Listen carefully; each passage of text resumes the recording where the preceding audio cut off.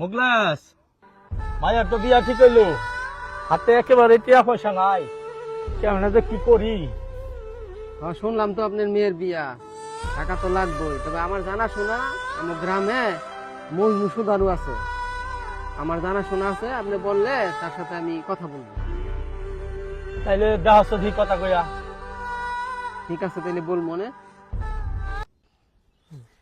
রে হাসু, হ্যাঁ হুজুর।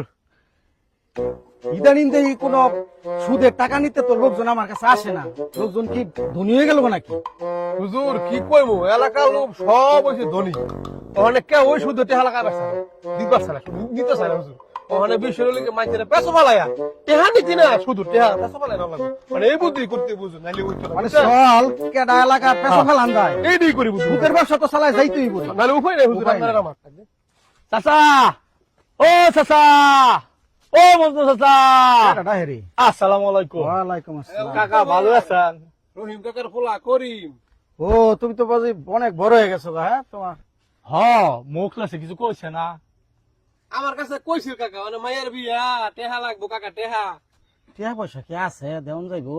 দেখো দেউন তুমি একটু। যাই বলে দলিল আনছ, দলিল হ, দলিল আনছি। শতকরা কিন্তু 50 টাকা দেওয়া লাগবো, আর জমির দলিল দেওয়া লাগবো। যদি দিবার পারো বাবু তাইলে টেহা দিবার পারো। এই যে দলিল আনছি, দলিল ঠিক আছে, হ্যাঁ ঠিক আছে। দেখালাম।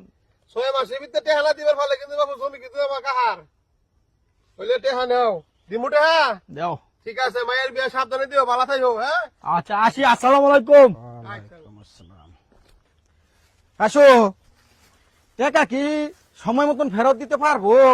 টেহা না দিবার পারলেই তো লাভ, জমি আনবে কাকা, খালি না দেখতে কাকা। চলো, চিন্তা করে চলো, না, বাতি, কাকা, কাকা, কাকা।